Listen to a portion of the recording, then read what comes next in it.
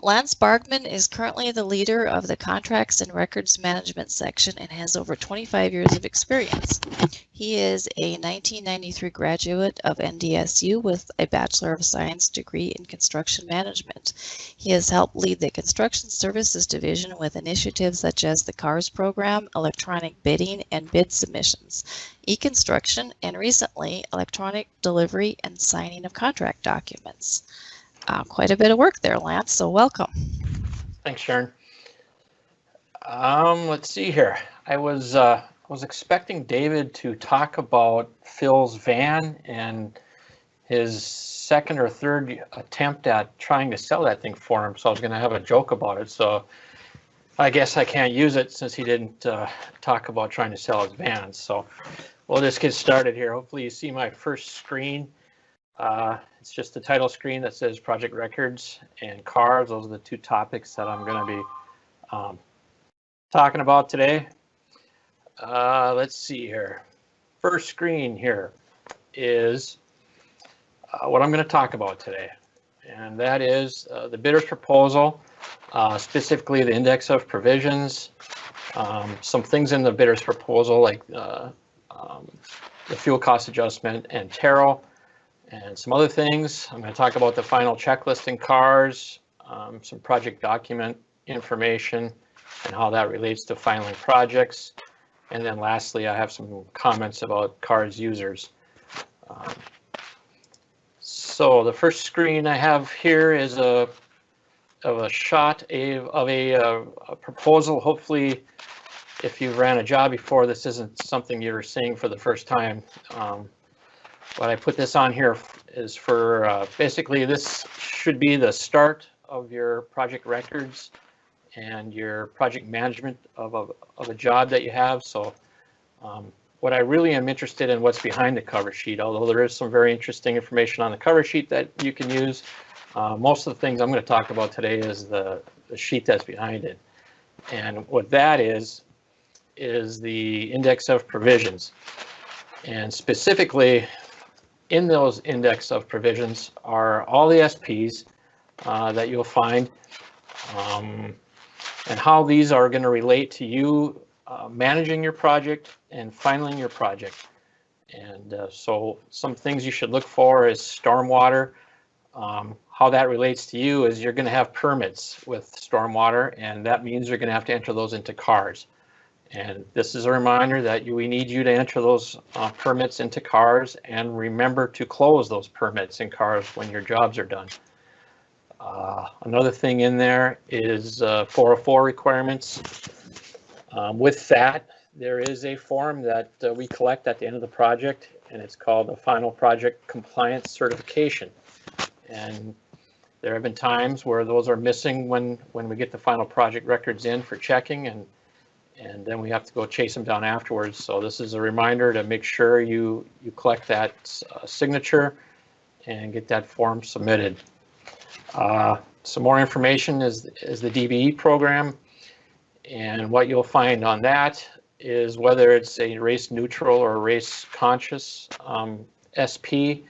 Some of the things that you're going to have to do with that, if you have that SP, is collect commercial useful function forms from the contractor. The project engineer is going to have some work to do on project engineer's on-site work confirmation. You'll also be involved if they're a replacement DBE that they're trying to get on the job. So there's some forms that the engineer is going to have to kind of facilitate and help gather. And I'm going to also show you later on the final checklist how I'm going to try to help everybody remember that they've done those things. Another SP that you may or may not have is a tariff. That's the Tribal Employment Rights SP. And when you have that, you have payments that are due to the tribe. And it seems like every year we get finals in where the tariff is missing. The proof of payment is missing. And when I say proof of payment, it really should be something from the tribe, a receipt that you've gotten from the tribe that says they've been paid in full, and it shows the dollar amount that has been paid. On occasions, we'll take an endorsed check, not the check that the contractor writes to the tribe. We need a copy of the check and the back of the check where it shows that they deposited it.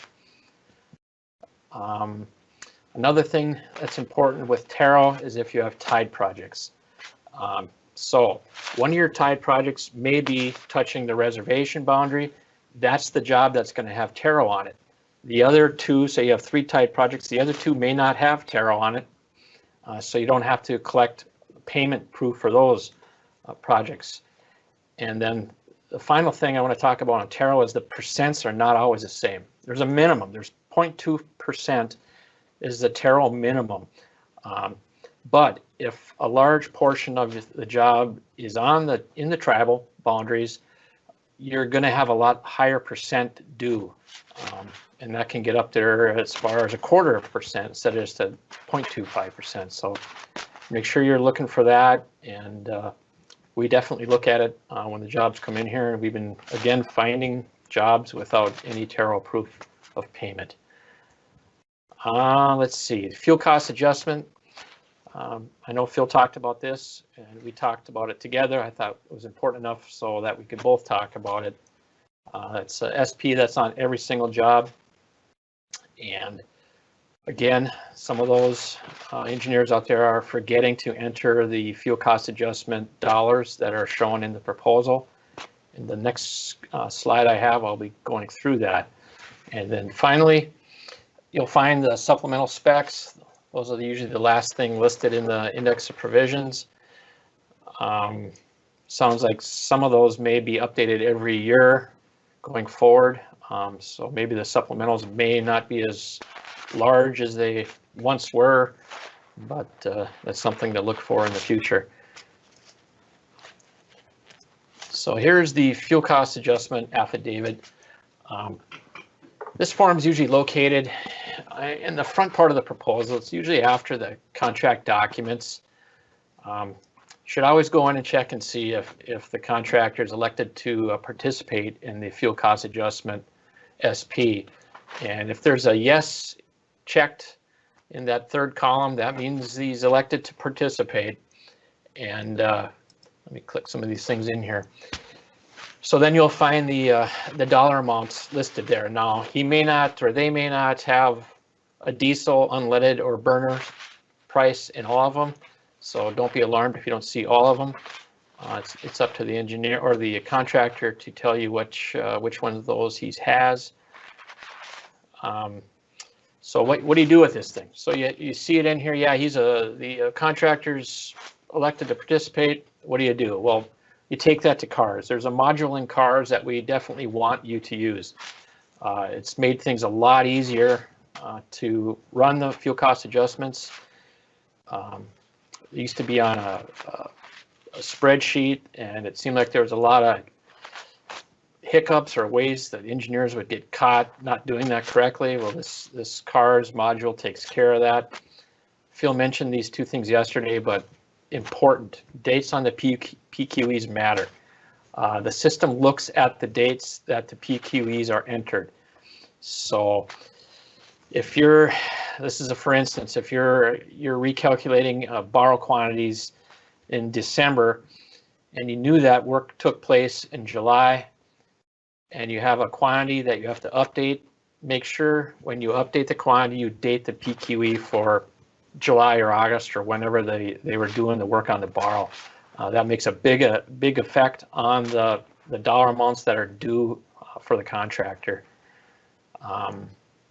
Another thing is liquidated damages. If the proposal or contract is in liquidated damages, it states in the SP that no work will be calculated during when the project's in liquidated damages. So there's a little module inside the fuel cost adjustment where you can identify the dates, a start date and stop date of the liquidated damages. So make sure you catch that. I think that's all I have for the fuel cost adjustment. I have the next slide is just some bullet points, what I just talked about. So when you print this, it's easier to read.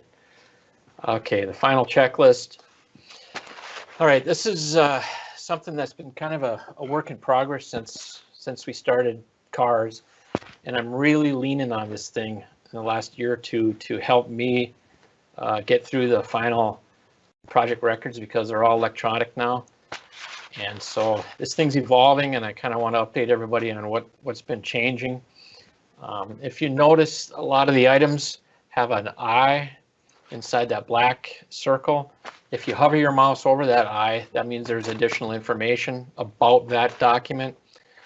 So I want to encourage you to use that. It kind of explains more why the document's needed or why it's not needed. Also, let me back up here. Also, I've eliminated some of the items that you're used to seeing on there, like the quantity book and the pay quantity reports, since those are all kind of ancient now because we're doing everything electronic. We don't need to submit a quantity book, or we don't need to submit our hard copies of the pay quantity entries either, or the little reports that we used to do.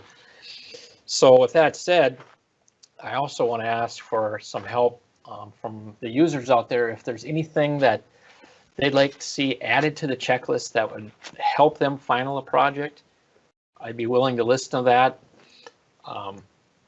Anything that'll make your job easier to final a project makes my job easier when it comes in here to check it. So I guess that's what I want to leave you with the final checklist. Now I got a couple things I want to add. These are blown up from the final checklist. So the first thing is the full as-built plans. This has changed. We used to just have a link for the as-built plans, just one as-built. Now there's two separate types of as-builts, a major and a minor. Hover your mouse over the eye to identify which ones you have. County and city projects, we do not need final as-built plans for. So if you're used to adding those, you still can, but we're not looking for those anymore. It's not a requirement. Like I mentioned earlier in the civil rights, the DBE part, I've added these three forms on the final checklist for civil rights. This is nothing where you would have to enter or add a form in the final checklist, but I want to remind everybody, do you have these three? Were they practical on your job? If they are, you should have saved them to FileNet cars by now. And this is just a reminder, and hopefully it's helpful for civil rights to, when they go looking for these forms, they find them. And they asked me to put these questions or reminders on the final checklist, and I did that. So the last three things on the final checklist, there's a statement of materials, a summary of aggregate, and the project engineer's report on materials acceptance. Now these forms, technically you could put them in the materials Dropbox. I prefer them to be on the final checklist because these are forms that I look for specifically when I'm checking a final, and it's just easier for me to go to the checklist and look for them than to back out to the Dropbox and try to find them in there. So that's why they're still on there.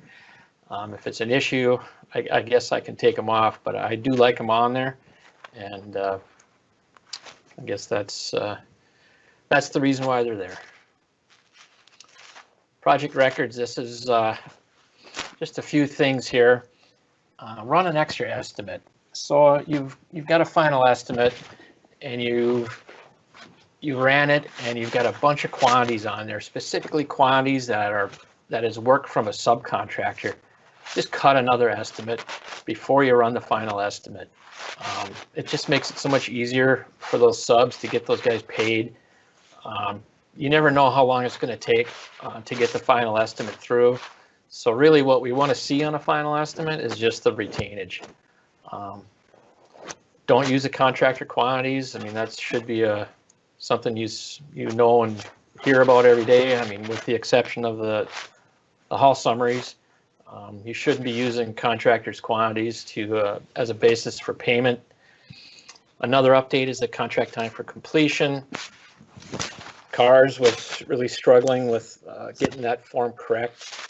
We've changed some of the contract time, the way we're doing things, but we've now linked the new contract time for completion form in CARS. So it's in CARS, it just takes you off to a different site. It's a PDF, I believe.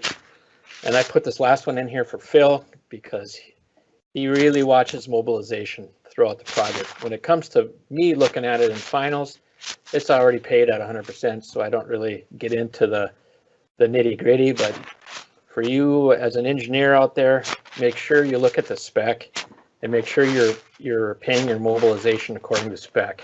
There's a couple different columns to look at when you're doing that. So I know he likes to look for it, and believe me, when he sees it, he likes to come talk to me about it. So next, just quickly on follow-up letters or certified letters. When I'm done checking a final, you know, the document on the left is the final checklist. If I have some comments, I'll have them written in those remarks. If I ask you to take care of something, like you're missing a form or a form needs to be updated, that's where I'll put that. And then likewise on the document on the right, that's a form that we send out of our office when the contractor's missing items. And in that letter, it says, submit the missing items to the project engineer. So what I get to with these two documents is when you do get those, you have to tell me that you've got them, because I don't have time, or I don't remember who we've sent these letters off to. So you got to let me know if you've received the final documents and if it's ready to go, so that we can go ahead and push out the final estimate. So that's just a reminder for that. One more thing, request a sublet. If you've been in CARS at all in the last month, you'll notice that we want you to send all your request to sublet to that construction services at nd.gov address. So scanned copies are okay. Make sure they're signed. We can still get copies or requests to sublet that aren't signed by the engineer. If they're not signed, you're going to get them right back. And make sure you have a subcontract agreements attached to them. That's also important. Don't mail them to construction services. There's nobody there to process the mail, so they may get lost there. So we're encouraging you to make sure you send them to construction services at nd.gov.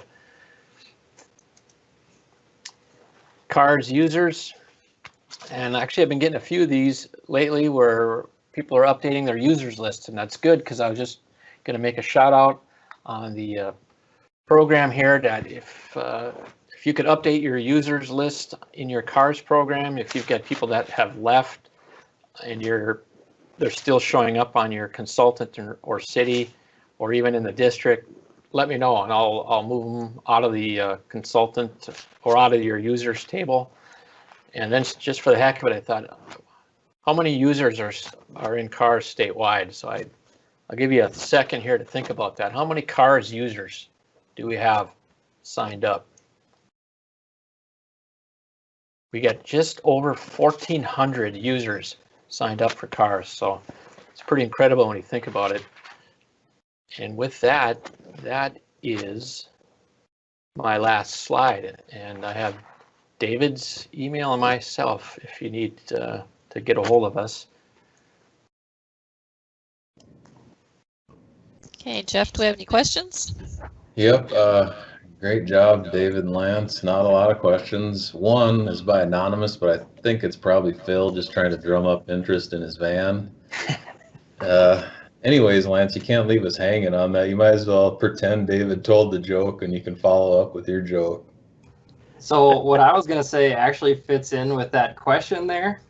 So last year I made a quip about Phil's van, and a week later he showed up in my office. He's like, David, my phone's ringing off the hook. Everybody wants to buy my van. What am I going to do? I was like, Phil, I don't know. All I said was it leaks fluid. Like, apparently there's a red hot market out there for that. But so this year I was like, Phil, tell me, is the van for sale or is it not? And he said, yes, it is. He didn't give me a price, but honestly, between me and the 400 people on this call, I think he's attached to that thing about like he's attached to one of his kids. So you're probably gonna have to come with a pretty strong offer. That's just my take on it. Lance, is your follow-up play off of that? Well, I'm sure he just filled gas in it, so that's got to be a bonus for trying to sell it. And I know it's got a built-in lifetime oil change policy in it, whereas you just fill oil every 2 weeks, so you never have to change it. So that's got to be a selling point, strong point right there. So let's get that thing sold. Okay, we did get one question for you, Lance. Okay. Before you issue the final estimate, you need all the final documents. Taro proof of payment is included in those final documents. Doesn't a percentage of the final estimate need to be paid to Taro, and you would need proof of that payment? That is correct. The contractor should have a copy of the final estimate that the engineer has provided. And yes, they need to cut a check for the final estimate amount, meaning, yeah, they're going to have to carry some of the cost until they get paid the final estimate, but that's the way the SP is written. So we do need 100% of the Taro paid on the proof. Okay. That explains, yep. Yep. That's all we had, Sharon. Thanks, guys. Okay.